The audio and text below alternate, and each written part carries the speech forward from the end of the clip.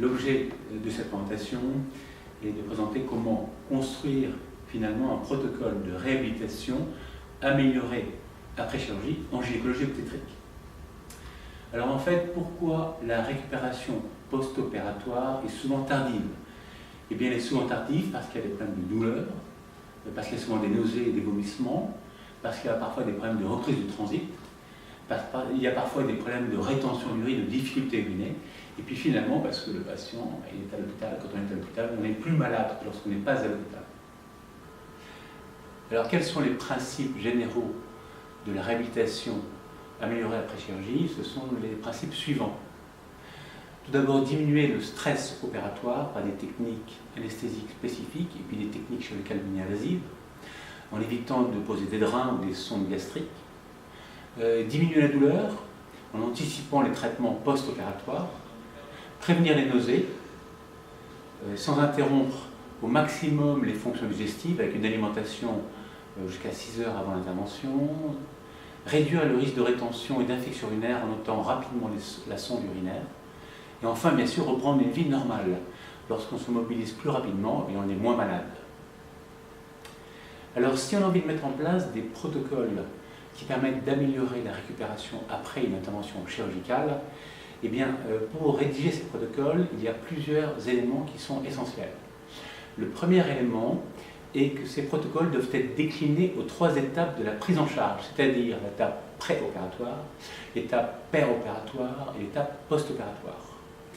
Le deuxième élément est que les données et les principes et toutes les composantes de cette prise en charge doivent être basées non pas sur une idée originale, mais sur les données de la littérature, avec des éléments probants. Enfin, ce protocole doit provenir d'un travail multidisciplinaire comportant les anesthésistes, les chirurgiens, les infirmiers, diététiciens, pharmaciens, kinésithérapeutes, en fonction, bien sûr, des interventions concernées. Alors, en gynécologie obstétrique, en fait, toutes les interventions concernées sont celles qui sont pratiquées en dehors de la chirurgie ambulatoire. Il peut s'agir de la chirurgie des prolapsus, de l'hystérectomie, de la chirurgie d'endométriose, de la chirurgie cancérologique, de la chirurgie mammaire et enfin, bien sûr, des césariennes. Alors, nous allons envisager ensemble l'hystérectomie, le protocole de RAC pour l'hystérectomie. Alors, quelles sont les données de la littérature qui ont permis d'explorer tous ces éléments à chacune de ces étapes? Eh bien, nous avons la chance d'avoir une analyse de littérature qui a été publiée en 2016, un travail réalisé par Nelson et qui balaye tous les éléments des protocoles RAC. Alors, dans l'étape préopératoire, vous voyez sur cette diapositive qu'apparaissent les différents éléments habituels des protocoles RAC, les actions qui sont réalisées et surtout le niveau de preuve scientifique pour chacune de ces actions, ce qui permettra de voir ce qui peut être mis systématiquement et puis ce qui peut être peut-être décalé ou adapté par la suite. Alors par exemple, l'information et l'éducation sur la prise en charge globale à l'hôpital, après le séjour hospitalier, son niveau de preuve est bas. Au contraire, la pratique d'un sevrage vis-à-vis du tabac et de l'alcool, si ceci est réalisé 4 semaines avant l'intervention, on sait que ça améliore les suites opératoires et le niveau de preuve est élevé. Et ainsi de suite, vous voyez sur cette diapositive, tous ces éléments-là, c'est-à-dire que le traitement de l'anémie, le niveau de preuve est élevé, l'équilibre glycémique, le niveau de preuve est élevé, la préparation digestive, c'est-à-dire éviter une préparation digestive, le niveau de preuve est modéré, mais c'est quand même recommandé. Le jeûne, on recommande un jeûne solide jusqu'à 6 heures avant l'intervention et liquide clair jusqu'à 2 heures, le niveau de preuve est élevé, donc ça améliore les cycles opératoires. Enfin, on recommande pour cette intervention un apport glucidique pour favoriser la récupération et la prémédication ne doit pas être systématique. Pour l'étape péropératoire, vous voyez qu'il y a beaucoup d'éléments pour lesquels le niveau de preuve est élevé. Par exemple, la thromboprophylaxie, l'antibioprophylaxie, la préparation cutanée avec certains produits.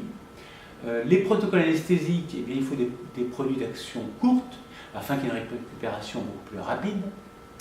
La prévention des nausées doit être faite avec 2 antiemétiques. La chirurgie doit être mini-invasive parce qu'avec une chirurgie mini-invasive, eh bien, les lésions des organes sont beaucoup plus faibles, il y a beaucoup moins d'adhérence, de souffrance. La sonde gastrique doit ne pas être mise, et si elle est mise, elle doit être retirée en fin d'intervention. Vous voyez que le niveau de preuve est également élevé.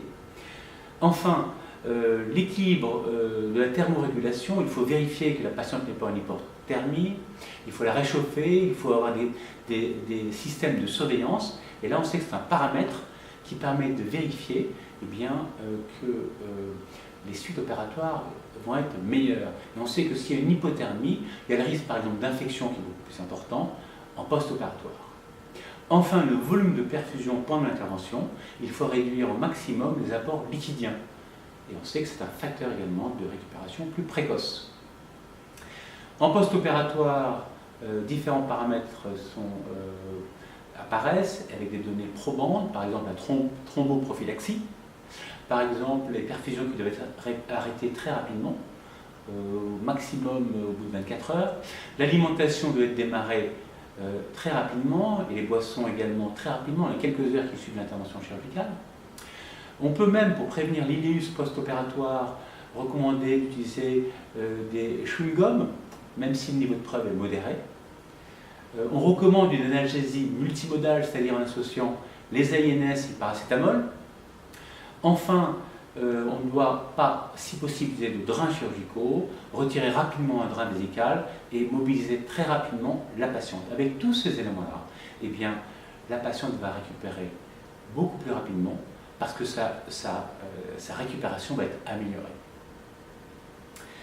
Alors, finalement, il y a 20 éléments qui interviennent et qu'on va voir très rapidement parce qu'ensuite on va les adapter à l'hystérectomie. Donc vous voyez, il y en a en préopératoire, l'information, maintenir les fonctions digestives, une préparation limitée, mais avec un traitement de l'anémie, un sevrage. Il faut maintenir une énergie. En péropératoire, il y a 9 critères qui sont analgésie multinodale. Il faut également, si possible, préférer une anesthésie loco-régionale, et parfois associer les deux. L'antisepsie cutanée, diminuer les traumatismes chirurgicaux avec une chirurgie mini-invasive, on en a parlé, la prévention des nausées, adapter les perfusions aux besoins, réchauffer la patiente, diminuer le stress par l'injection de dexaméthasone 8 mg, et enfin prévoir la thromboprophylaxie, un tuboprophylaxie, et pour le chirurgien, instiller dans la paroi abdominale des anesthésiques locaux, ce qui permet au patient, à la patiente de se mobiliser très rapidement. En post-opératoire, il y a 7 éléments, analgésie multimodale, des boissons qui doivent être prises très rapidement dans les 2 heures et une alimentation dans les 6 à 24 heures suivant le type de chirurgie. Limiter donc les apports liquidiens, retirer précocement la sonde urinaire, mobiliser dès le premier jour en post-opératoire cette patiente, donner des instructions sur la convalescence pour qu'il n'y ait pas de surprise, de stress, et enfin, bien sûr, contacter la patiente très rapidement après son retour à domicile. Alors, maintenant ce sont les principes généraux. Si on a envie de mettre en place un protocole qui soit fonctionnel, qui soit précis, mais qui soit adapté à sa propre équipe, comment faire? Eh bien, il existe déjà des différents modèles qui sont à disposition. Il y a le modèle de l'HAS, il y a le modèle de Grasse, il y a le modèle de Raymond Poincaré, qui est plutôt pour l'orthopédie, mais dont on va en dire quelques mots, et finalement le modèle que nous avons utilisé à Cochin à partir de ces exemples. Vous allez voir par exemple pour l'étape préopératoire les différences. Vous voyez que le protocole de l'HAS détaille extrêmement précisément 14 étapes. Donc si on a envie de mettre en place un protocole spécifique pour une intervention chirurgicale, il faudra analyser ces 14 étapes et voir quels éléments, quelles réponses à donner à ces 14 étapes pour permettre en préopératoire des éléments favorisant une récupération post-opératoire de bonne qualité. C'est le protocole de l'HAS. Protocole Grasse, donc c'est le groupe francophone de réhabilitation améliorée après chirurgie, qui est la société référente en France. Donc vous voyez que les éléments sont plus précis, mais on retrouve bien sûr ces principaux items. Mais à chaque fois, par exemple, arrêt de l'intoxication alcoolotabagique dans les 4 semaines, constatation tabacologique. Par exemple, le jeune préopératoire, on précise que le liquide clair, c'est l'eau, le thé, le café, les tisanes. On précise la dose des apports glucidiques, et ainsi de suite. Donc c'est beaucoup plus précis, mais il faudra l'adapter par établissement.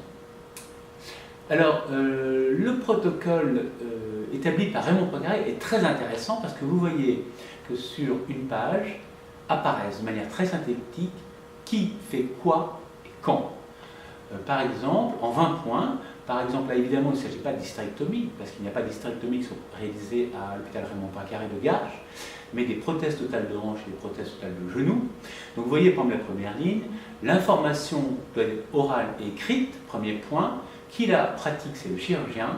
Quand à la consultation chirurgicale et de quelle manière, grâce à un livret. Et ainsi de suite, tout est décrit. Donc vous voyez qu'en une page, en fait, tout est décrit de manière synthétique. Et finalement, c'est intéressant parce que c'est relativement simple pour les équipes à consulter rapidement. Alors à Cochin, on s'est servi de tous ces systèmes-là avec peut-être des éléments plus visuels qui permettent de décrire tout ce qu'il faut faire à toutes les étapes de la prise en charge. Alors par exemple, vous voyez qu'avant l'hospitalisation, apparaît en vert tout ce qui doit être fait. En consultation, c'est la flèche verticale. Deuxième flèche verticale, avant l'hospitalisation, en hospitalisation. Et là, vous voyez les principes RAC, information, éducation, préparation, qui sont déclinés, qui sont précisés dans cette feuille avant l'hospitalisation. Ensuite, à l'hôpital, il y a une période préopératoire, il y a une période péropératoire. Donc la couleur a changé. Les principes RAP figurent en début d'étape, prémédication, préparation, analyse multimodale par exemple. Et vous voyez qu'en dessous sont déclinés précisément quels produits sont utilisés, quelle posologie est utilisée par produit. Donc ça devient des outils pratiques pour les équipes anesthésiques, pour les équipes infirmières, pour les équipes chirurgicales. Et l'intérêt de préciser tous ces éléments-là, c'est que ceci va permettre une évaluation et donc une adaptation éventuellement de ces protocoles et une évolution de ces protocoles. Donc, vous voyez au bloc, en SSPI et puis après dans l'unité d'hospitalisation. Enfin, après l'hospitalisation, donc au moment de la sortie, eh bien, un certain nombre de critères vont être utilisés. Les principes RAC, c'est l'information, c'est la rééducation, c'est l'analgésie péros et c'est l'appel à J+2. Donc tout ceci apparaît clairement et donc va permettre l'évaluation puis l'adaptation par la suite. Ce masque est adaptable, ce modèle est adaptable par discipline et par intervention.